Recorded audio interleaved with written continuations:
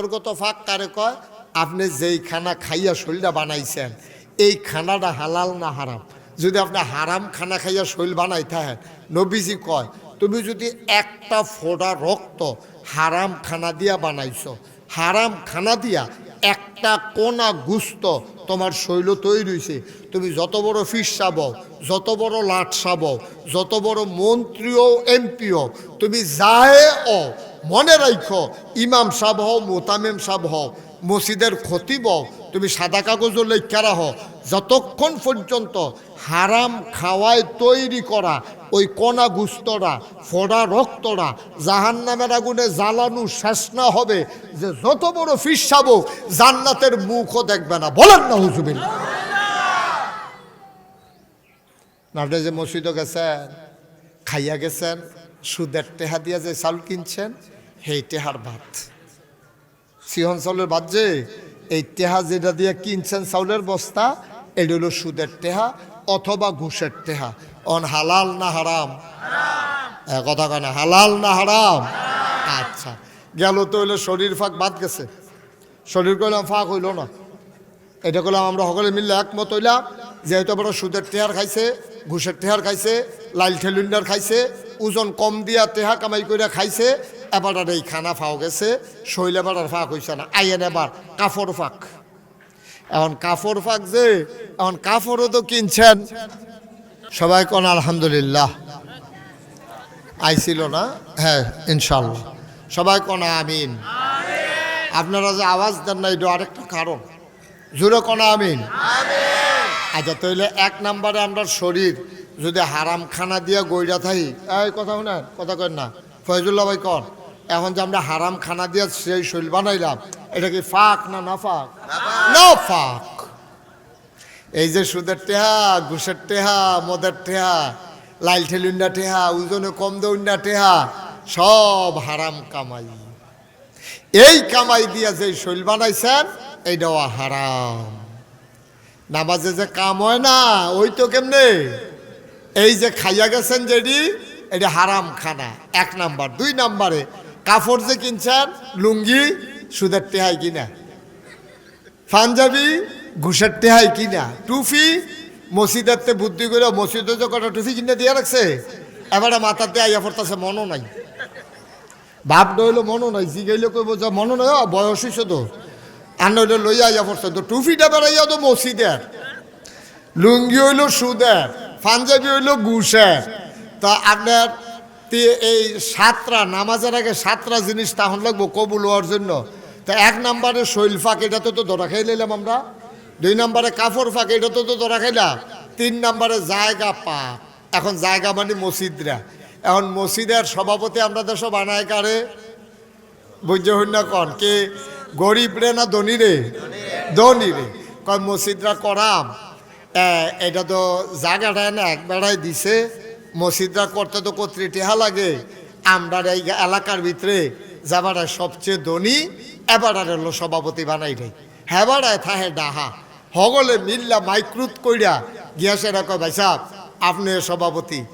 ইনশাল্লাহ আমরা সবাই একমত হয়েছি, ইনশাল্লাহ আগামী পরশুদিন মসজিদের ছাদের ডালাই হইব, 5 লাখ টেহা লাগে। হ্যাঁ বাড়ায় লগে লগে 5 লাখ টেহা দিয়ে দিছে 4টা সিনেমা হলের মালিক।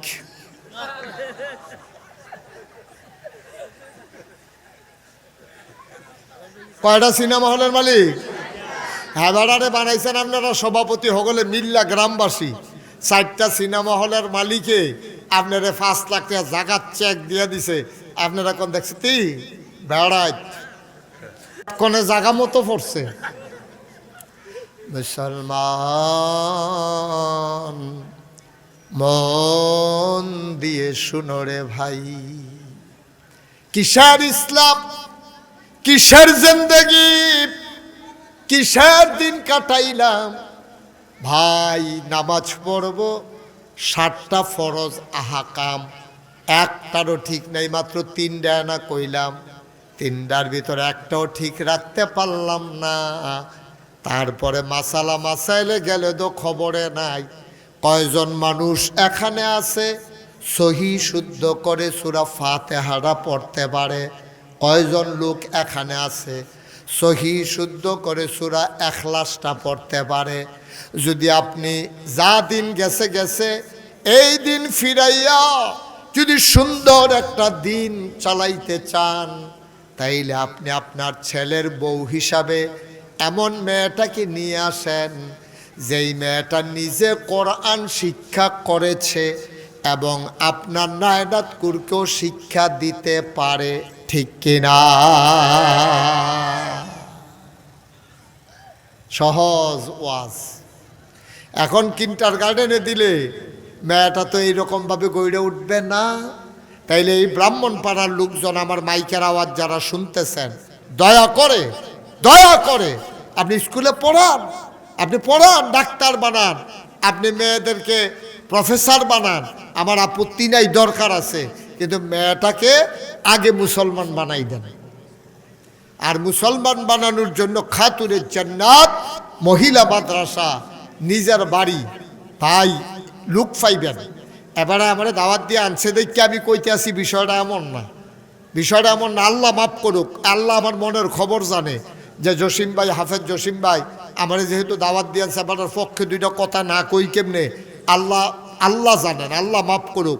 এই নিয়তে বলতেছি না, নিজে লক্ষ লক্ষ টাকা খরচ কইরা, লক্ষ কি কোটি কোটি টাকা খরচ কইরা যেই সুন্দর করে বিল্ডিং বানাইছে, আমি তো এই বিল্ডিংটার ভিতরে উঠছিলাম।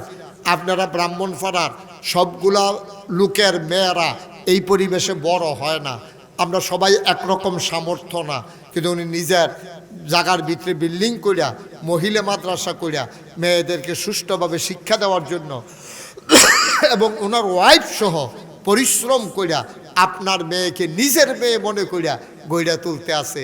সুতরাং মাইকের আওয়াজ যত দূর যায়, এমনি তো দুনিয়ার নমুনা খারাপ, মাদ্রাসাত পড়াইয়াও তো ফলামাইয়া মানুষ করা কঠিন, দিনই শিক্ষা দিয়া ফলামাইয়া মানুষ করা কঠিন। আর আপনি দিনই শিক্ষা দেবেন না, কোরআন হাদিসের কাছেও নেবেন না, এরপরে সোনার মানুষ বানাই নেবেন, এটা আশা করা যাবে না, ঠিক কিনা কম? তাহলে আমার বিনয়ের সাথে মিনতি, আমি আপনাদের ঘরের মানুষ, সারা বাংলাদেশে দেশের বাইরেও আজও যাই, আর যদি আমি ব্রাহ্মণপাড়া আমার মানুষের সামনে কথা কইতে আসি, ও অকেরে বুঝ কইরা ঠান্ডা মাথায় আপনারা বুঝানোর লেগে কইতে আসি। ছোটো বাচ্চা আছে, আইনা দিয়া দেন। ছেলেরা পড়ে না এখানে, ছেলে শাখা আছে, ছেলেদেরকে দিবেন, মেয়েদেরকে দিবেন, এটিতে একটু কোরআন শিখাইবেন, একটু হাদিসটি শিখবো, এই টানটি শিক্ষা আপনার কোরআন বাড়িয়ে শুদ্ধ করাই দিব। গিয়া সেরকম আব্বা এই সূরা ফাতিহাটা কোনছেন, আমি কইলাম সূরা, হ্যাঁ আমি কইলাম সূরা ফাতিহা শিখছি, আপনি আব্বা আমার লগে লগে কিন্তু সূরা ফাতিহাটা কোনছেন, তো যেই জায়গাটা ভুল হয় আপনার জিয়ে এটারে ঠিক করে দিতে আছে। সুবহানাল্লাহ কইতেন না? কি কপাল আমাদের, কি কপাল ওই বাচ্চার কারণে। এখন আপনি তো ওই এক নম্বরে কইছিলাম, একটা বাচ্চা আপনার কাছে সবচেয়ে প্রথম পাওনা একটা ভালো মা, কথা মনে আসেনিও? তাহলে আমরা আজাগাত কুজাগাত বিয়া করবেন না, আজাগাত কুজাগাত বিয়া করবেন না, বিয়া করবেন 4টা জিনিস চাইবেন। সুন্দর নি, আচ্ছা এটা না হইলেও সারবো, টেহা আসেনি, আচ্ছা এটা না হইলেও সারবো, বংশ আসেনি, এটা না হইলেও সারবো, কিন্তু ইসলাম আসেনি, এইটা না হইলে সারত না, ঠিক কিনা কর? এইটা না হইলে সারত। 4টা জিনিস সবচেয়ে গুরুত্ব দিতে হবে এই জিনিসটা, যে সে ইসলাম মানে কিনা, সূরা ফাতিহা পারে কিনা, ভাইয়াটা নামাজ পড়ে কিনা, রোজা রাখে কিনা, পর্দা করে কিনা। হ্যাঁ মেয়েরা তখন দেখবেন যেই মেয়েরা নামাজ পড়ে, যেই মেয়েরা রোজা রাখে, যেই মেয়েরা পর্দা করে, এই মেয়েরা গড়াইয়া অন্তত অশান্তি করতো না, শ্বশুর শাশুড়ির সাথে বেয়াদবি করবে না, এই মেয়েটা আইসা সাইরা অশ্লীল বেহায়াপনা চলবে না, ঠিক কিনা কম? এটা মনে থাকবেন ইনশাল্লাহ আমরা। তাইলে এইরকম ভালো মেয়ে আপনি বিয়ে করাবেন পাইবেন কো? তাইলে এইটির এমনি গইরা তুলতে হইব। এই জন্য আমি বিশ্বাস করি, আমি ব্যক্তিগতভাবে আমি মুশতাক ফয়েজি বিশ্বাস করি যে ছেলেদের চাইতে মেয়েদের শিক্ষার দরকার অনেক অনেক বেশি। বলেন সুবহানাল্লাহ। নবীজিরে উৎসাহিত করতেন। সবচেয়ে বেশি হাদিস বর্ণনা করছে যেই সাহাবা, ওনার নাম হলো আবু হুরায়রা। আর সবচেয়ে বেশি মহিলাদের ভিতরে আম্মা জান আয়েশা রাদিয়াল্লাহু তাআলা আনহা 2210টা। উনি বড় জ্ঞানী মহিলা ছিলেন, এই কারণে আমরা ইসলামটা পাইছিও, আর না হইলে যদি আম্মাজান আয়েশা যদি এই হাদিসটি বর্ণনা না করতো তাহলে আমরা ইসলাম বুঝলাম না হইল, আমরা ইসলাম শিখতাম পারলাম না হইল। কোন সময় গোসল করা লাগবে এটি জানতে পারতাম না, কেমনে অজু করা লাগে আমরা শিখতে পারতাম না।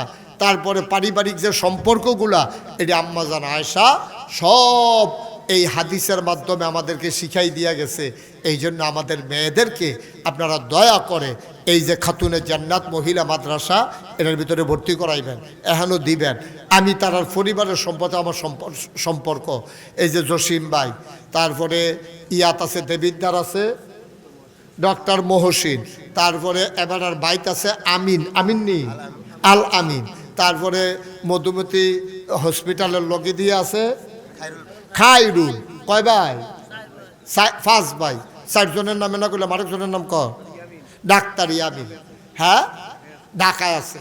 তারা 4 ভাইয়ে এই যে মাশাল্লাহ এই যে জসিম ভাই উনি নিজে হাফেজ, ওনার ব্যবসা আছে, উনি কোনো মাদ্রাসা বেচা খাওয়ানো লাগতো না, কথা বুঝছেন।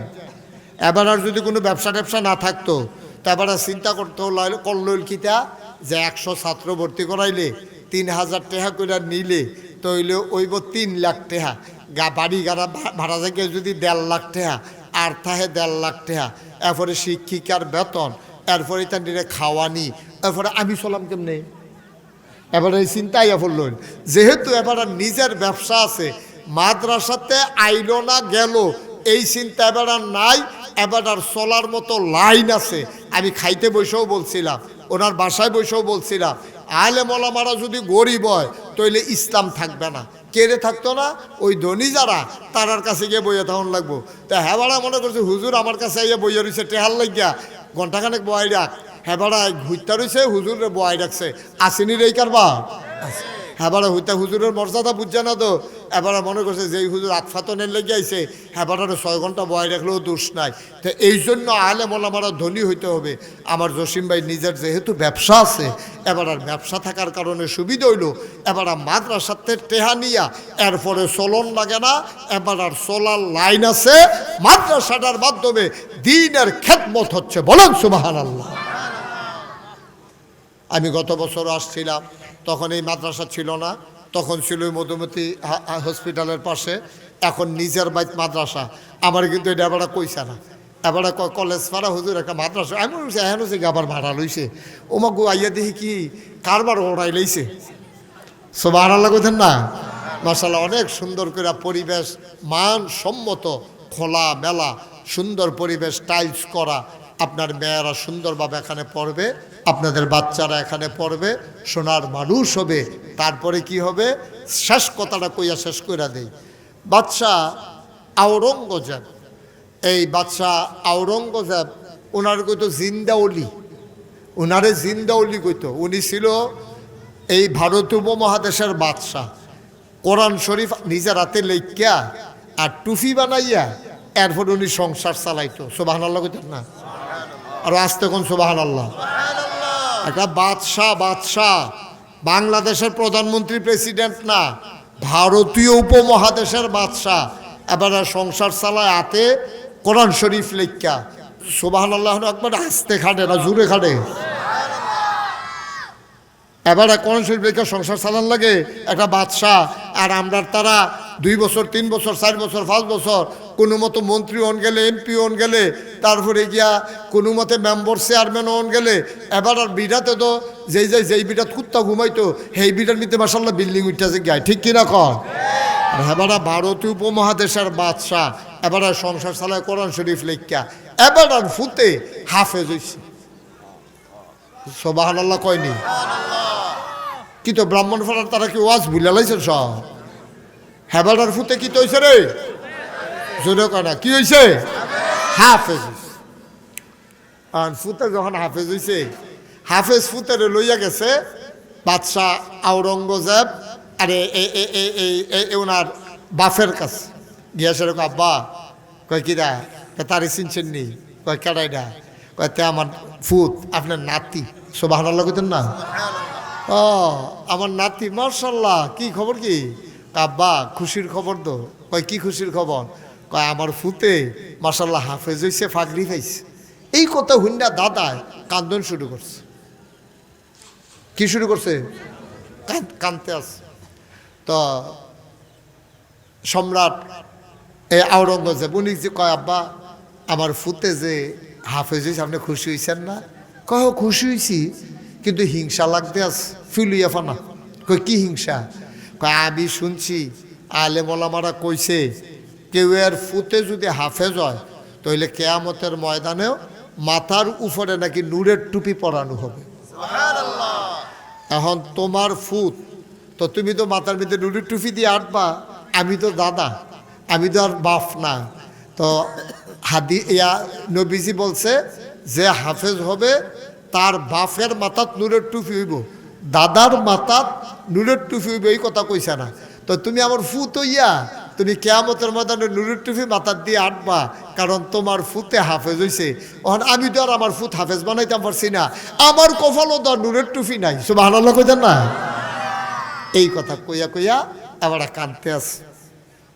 ফুতের মনো কলজাত গিয়া লাগছে কথাটা। আব্বা তো কথা কইছে সত্য, আমার মাথাত নূরের টুপি হইব, আব্বার মাথার দইতো না, কথা তো সত্য। এই আওরঙ্গজেব আস্তে করে কেউ কিছু না কইয়া সংসার ধর্ম হালাইয়া এবার নাই নাই নাই নাই। এই ভালা বিয়াতা বেড়া বাচ্চা হাফেজ হয়ে গেছে, কত বড় বেড়া, এবারে বিচাইরা বেড়ারে গেল কো, এটা এবারে কারায় বিচাইরা বার করবো, এবারে ফলাই থাকলে বার করুন যাবো। সুইটটা মানুষ হইলে না, কান লইল রাস্তাতে আট লইল, তো এবারে বুঝ্য হুন্ডে ফলাইছে, খবর নাই। 3 বছর গেছে গা। কয় বছর? আমার কথা কনা কয় বছর? 3 বছর পরে এবারায় আটকাইয়া বুচ্চুরই এবার উঠছে। আইসে পরে বাপে এত ধরে সেটা কাঁদা, ফুট তুই একটা কাম করলি, এটা তুই একটা কাম করলি, তুই আমার কথা একবার চিন্তা করলি না? আমি কাঁদতে কাঁদতে চোখটি বেড়ে আমার কান্না হয়ে গেছে গা। তুই এটা কাম করলি, তুই আমারই কইয়া যে তুই কেউ এটা যাস আর না যাস, গেছলি গো তুই। এবার ফুতেও কান্দে। সুবহানাল্লাহ কইতেন না? বাবা ডাক দেয়া কয়, ও আদরের সন্তান কই গেলা তুমি? আমার একটা কথা বললা না? আমি না তোমার বাবা? কানতে কানতে স্থির হয়ে গেলাম, তোমার কোনো খবর নাই, গেলা কই তুমি বললাও না। অনেক তালাশ করলাম, খুঁজে পাই নাই। এবার বাদশা ডাক দেয়া কয়, বাবা ও বাবা, আপনি যে আফসোস করছিলেন যে আপনার মাথায় নূরের টুপি হবে না, টেনশন কইরেন না, আপনার মাথায় নূরের টুপি পরানোর ব্যবস্থা করে দিয়ে আসলাম। মানে কি কি বুঝছেন? আব্বা ওহন খালি আমি নূরের টুপি মাথার দিয়ে আসতাম না, আমরা বাহে ফুতে দুজনে কান্দ দুইটা টুপি দুইটা মাথার দিয়া কেয়ামতের ময়দানে বেড়াগিরি। সুবহানাল্লাহ কইতেন না? এখন আপনার মাথা তো নূরের টুপি, আমার মাথা তো নূরের টুপি। সুবহানাল্লাহ কইতেন না? চারটিখানি কথা মনে করছে, চারটিখানি কথা মনে করছে। আল্লাহ তাবারক ওয়া তাআলা আমাদের সবাইকে যেন কবুল করে। সবাই কোন আমিন। আমার মাইকের আওয়াজ যত দূর পর্যন্ত যায়, যাদের ছোট ছোট বাচ্চা আছে, এই সুন্দর পরিবেশ আপনি দিয়ে দেন, দিয়ে দেন, সোনার মানুষ বানান। এরপরে নিয়ে আপনি এই স্কুলে ভর্তি করান, এরপরে ডাক্তার বানান, এরপরে ইঞ্জিনিয়ার বানান, আমার কোনো আপত্তি নাই। আচ্ছা, এখন আপনারা যদি আমার জিগান যে হুজুর আপনি যে, আমরা ফিরসাব হুজুর আপনি যে কইতে আছেন পয়লা হাফেজ বানাইয়া এরপরে নিয়ে মাদ্রাসার দিতা, হুজুর ফোনে বানাইলে আগে ইঞ্জিনিয়ার বানাইলাম, এরপরে যদি তারা হাফেজ বানায়, এটা রইতো না, এটার ফরে আর হইতো না। জমিনটা যখন নরম থাকে, গোছাড়া দিলে হিওর সাইডা দেয়, ঠনঠুন্না মাটির ভিতরে কুবাইয়া গাছ লাগাইলেও এটা কোনো টিহে না। আরেকটা কথা কই, সকালবেলা খুব খেয়াল করে, গভীর মনোযোগ, সকালবেলা আপনি ভাত খাইছেন শুটকি দিয়া, মুলার দ্বারা দিয়া রানছে, আর কড়কুইরা ভাত, এখন শীত না, রাইতে আর পানি দিছে না, মুলার দ্বারা হুটকি দিয়া তরকারি রানছে আর ভাত দিছে, খাইছেন সকালবেলা। খেয়াল করেন কইলাম, দুপুরবেলা এই হাফেজ জসিম ভাইয়ের এখনো দাওয়াত, এবারে মুরগা দিয়া গরু গুস্ত দিয়া ভাত খাওয়াইছে। রাতের বেলায় আপনার এক দুস্থ আপনার হোটেল নিয়ে বিরিয়ানি খাওয়াইছে। তো এলে সকালবেলা না কিটা শুটকি, আমার কথা কয়, সকালবেলা কি, দুপুরবেলা গরুর গোস্ত, রাত্রেবেলা বিরিয়ানি এইটা কই আলাইছে তাড়াতাড়ি ওই একবারে যে হেঁটে তো 2-3 তরকারি যে এর লেগে কইতে দেরি হয়েছে আর কি। সকালবেলা শুটকি, কথা কন, সকালবেলা, দুপুরবেলা গরুর গোশত, রাত্রেবেলা বিরিয়ানি।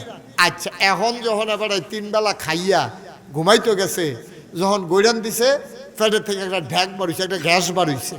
এই ঢ্যাকের ভিতরে কি এর গন্ধ কয়? হ্যাঁ, এই ঢ্যাকের ভিতরে কি এর গন্ধ কয়? মূলার গন্ধ, শুটকির গন্ধ। কে রে? ওই যে প্রথম খাইছেন মুসলমান, সকালবেলা শুটকি খাওয়ার কারণে দুপুরবেলা গোশত খাইছো, রাতের বেলা বিরিয়ানি খাইছো, তারপরেও রাতের বেলা যখন ঢেকুর দিছ ওই বিরিয়ানির গন্ধ নাই, গরুর গোশতের গন্ধ নাই, গন্ধ বের হয় ওই শুটকির। তাইলে বোঝা গেল প্রথম যেটা করে রাত পর্যন্ত এইটারই গন্ধ থাকে। তাইলে প্রথম যদি কোরআন শিক্ষা দিয়া দাও, মরণের আগের দিন পর্যন্ত কোরআনের গন্ধ বের হবে। এরপরে যেটা খাওয়ার বাড়িব কোরআনের গন্ধ। আল্লাহ যেন আমাদেরকে হেফাজত করে, সবাই কোন আমিন। আমার কথা সব বোঝা গেছে আপনাদের? ইনশাআল্লাহ আমাদের যাদের বাচ্চা আছে আইনা ভর্তি করাই দেবেন। আমি এটার সাথে, আমি ওনার সাথে আমার যোগাযোগ আছে, উনি প্রায় আমার সাথে যোগাযোগ করেন। আমরা সবাই মিলে পরামর্শ করে আমার এই ব্রাহ্মণ পাড়াকে কেমন করে সোনার ব্রাহ্মণ পাড়া বানানো যায়, কেমন করে ঘরে ঘরে হাফেজ বানানো যায়, কেমন করে আপনি একজন আদর্শ সন্তানের বাবা হবেন, এইভাবে আমরা যেন নিজেকে তৈরি করতে পারি। আল্লাহ যেন কবুল করে, সবাই করা আমিন। ও ওই জাকাত দোয়া করা ভাইয়েন, দোয়াটা কইরা যাইয়েন, আইয়েন এটা লই আইয়েন, এখন দোয়া হবে, আসেন। সারছে বাবা বসো, একটু বসো। এই আপনারা যারা আছেন একটু বসানো, দোয়া করেন সবাই। দোয়ার আগে আমরা একটু ইস্তেগফার পড়ি, সবাই আমার সাথে পড়েন। আস্তাগফিরুল্লাহ রাব্বি মিন কুল্লি যামবি ওয়া আতুবু ইলাইহি।